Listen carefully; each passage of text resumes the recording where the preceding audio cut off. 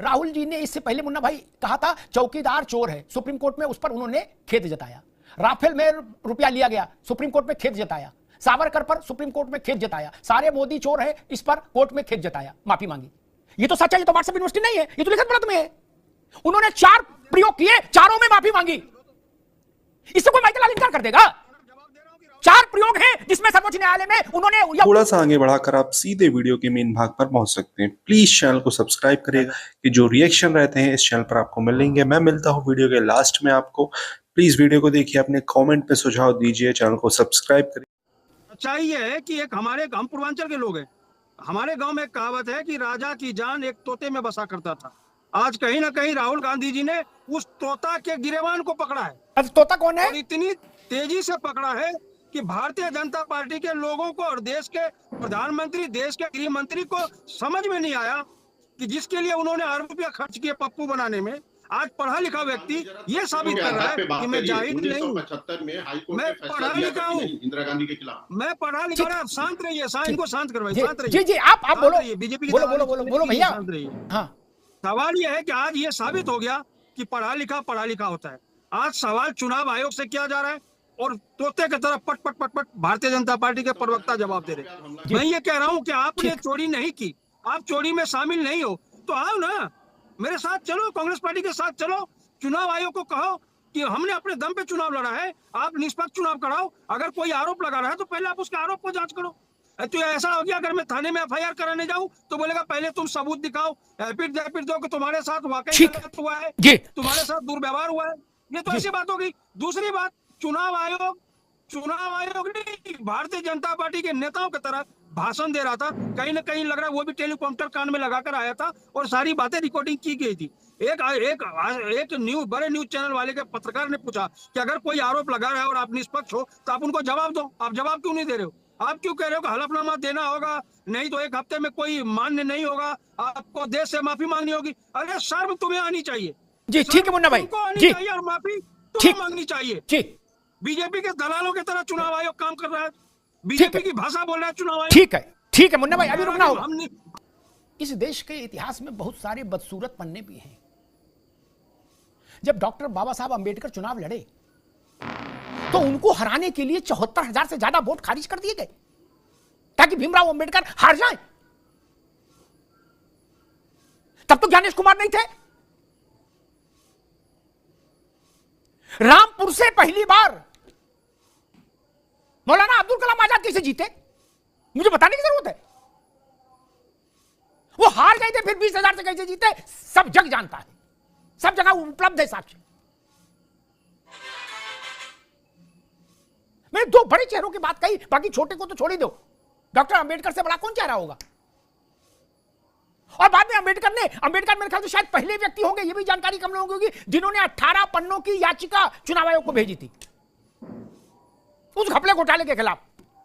कुछ नहीं हुआ। इस बहस में इसीलिए मकान मत पड़िए। मैंने कहा आपकी लड़ाई राजनीतिक है तो फिर नरेंद्र मोदी की सरकार के खिलाफ अविश्वास प्रस्ताव लाइए। दाएं बाएं से कुछ हासिल नहीं होगा। ना तो विपक्ष चुनाव आयोग अपना अलग से बना सकता है और सत्ता पक्ष का अलग और विपक्ष का, ऐसा तो संभव नहीं। ऐसा भी नहीं हो सकता कि कांग्रेस की लिस्ट अलग, भाजपा की अलग, सपा की अलग, ऐसा भी संभव नहीं। ये एक कार्यकर्ताओं की लिस्ट नहीं है, ये तो एक ही वोटर लिस्ट होगी देश में। फिर क्या होगा?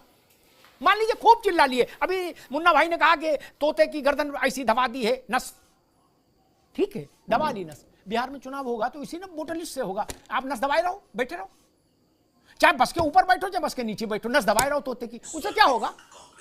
वोट होगा तो इसी वोटर लिस्ट से होगा ना, कि आप खड़गे जी कोई साइन करके नहीं वोटर लिस्ट बना देंगे यार। इसलिए मैंने कहा कि मूल पर संघर्ष करने का साहस हो तो वहां फरियाओ, वहां परिणाम आएगा। दाएं बाएं से परिणाम नहीं आएगा। कि मुन्ना भाई ने एक बात कही कि भाई राहुल गांधी कह रहे हैं कि सब चोर हैं, तो जो चोर नहीं है वो सुप्रीम कोर्ट जाए। अब तो यही विचित्र बात है कि राहुल गांधी के कहने को कोई इतनी गंभीरता से ले, ये क्या जरूरी है कि भाई कोर्ट जाए। लेकिन मैं एक बात बताता हूं, फिर अरविंद जी के पास आऊंगा। राहुल जी ने इससे पहले मुन्ना भाई कहा था चौकीदार चोर है, सुप्रीम कोर्ट में उस पर उन्होंने खेद जताया। राफेल में रुपया लिया गया, सुप्रीम कोर्ट में खेद जताया, सावरकर पर सुप्रीम कोर्ट में खेद जताया, सारे मोदी चोर हैं इस पर कोर्ट में खेद जताया, माफी मांगी। ये तो सच है, ये तो व्हाट्सएप यूनिवर्सिटी नहीं है, ये तो लिखित पढ़त में है। उन्होंने 4 प्रयोग किए, चारों में माफी मांगी। इससे कोई माइकल लाल इनकार कर देगा? 4 प्रयोग हैं जिसमें सर्वोच्च न्यायालय में उन्होंने या उनके वकील ने सरेंडर किया, माफी मांगी। उनकी बात में फिर कैसे भाई कोई मान ले? अरविंद केजरीवाल के साथ भी यही समस्या थी। उन्होंने जितने लोगों के खिलाफ अंट शंट बोला, उन्होंने जब उनके खिलाफ मुकदमा किया मानहानि का, तो वो चुपचाप जाते थे अदालत में और दस्तखत करके चिट्ठी दे देते थे माफी की। उन्होंने 5 मामलों में माफी मांगी। अरविंद केजरीवाल 5 बड़े नेताओं से माफी मांगी और बाहर जब निकले तो मुंह छेंक ली, बोले हमसे बड़ा कौन, और अदालत में माफी मांग रहे। ये ठीक नहीं ना। आपने कहा गांधी की हत्या में आरएसएस का हाथ था, माफी मांगी कि नहीं मांगी? या तो सिद्ध कर देते, मांगी ना माफी, या बोलो ना यार ऐसी बात जिसका सिर पैर नहीं हो। मैं सिर्फ इतना कह रहा हूं, हम सहमत हो ना सहमत हो और छोटी बात है, लेकिन सच है कि इंदिरा गांधी भारत के इतिहास में पहली ऐसी प्रधानमंत्री थी जिनका चुनाव कदाचार के कारण रद्द किया गया। अब तक की इकलौती प्रधानमंत्री है। इससे मुन्ना खान कैसे भाग सकते? कोई नहीं भाग सकता भाई, इतिहास में दर्ज है यार। घोर के पी जाओगे क्या?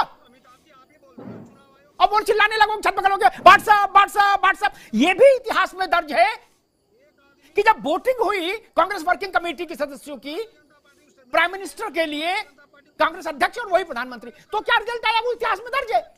वो अरविंद सिंह अपने मन से ऊपर नीचे कर लेंगे यार। कुछ चीजों को मान लेना चाहिए, उनमें थेतराई ठीक नहीं होती, फिर वो बकलोली लगती है भैया। मान चुनाव आयोग भी क्या करे, ना जवाब दे, नेताओं के भाषण पर ना उलझे तो बोलेंगे जवाब क्यों नहीं दे रहा, मुंह में बतासा रख लिया। अगर जवाब दे तो बोले नेता की तरह क्यों बोल रहा। अब कैसे बोले यार, आप कैसे बोलो, ये चुनाव आयोग तय नहीं कर सकता, तो आप कैसे तय कर दोगे चुनाव आयोग कैसे बोले?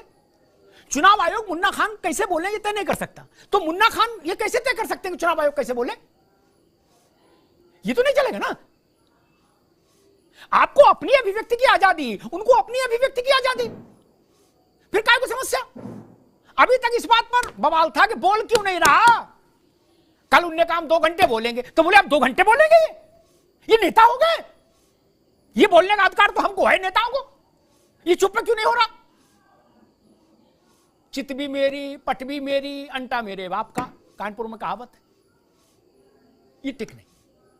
मुझे लगता है चुनाव आयोग को समग्रता में लांछित करना, भारत की निर्वाचन व्यवस्था को लांछित करना किसी भी स्थिति में ठीक नहीं। इस देश में पश्चिम बंगाल में ममता जी शासन में हैं, इसी चुनाव आयोग के जरिए।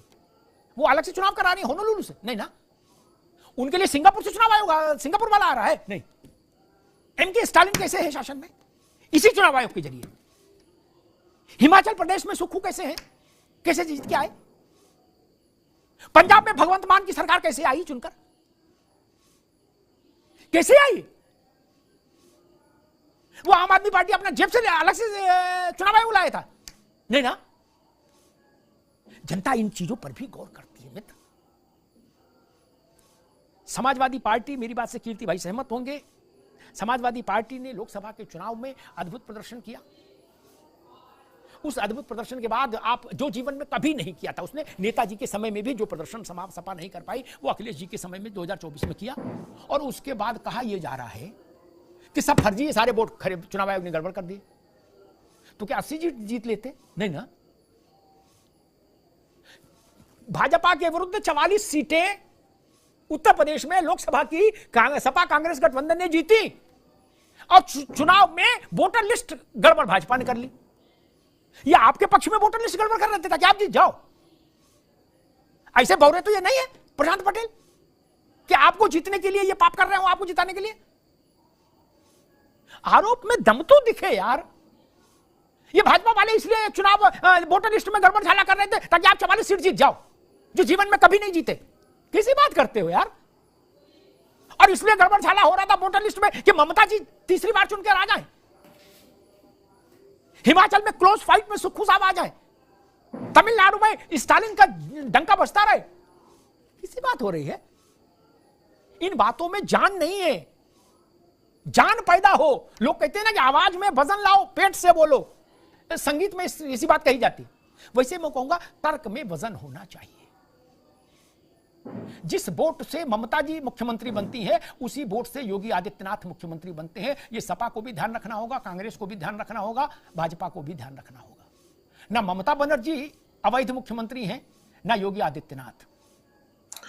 दोस्तों ये वीडियो यहाँ पर होता है खत्म। प्लीज चैनल को सब्सक्राइब करिएगा और अपने सुझाव दीजिएगा कि हम अपनी वीडियो में क्या सुधार कर सकें। जय हिंद।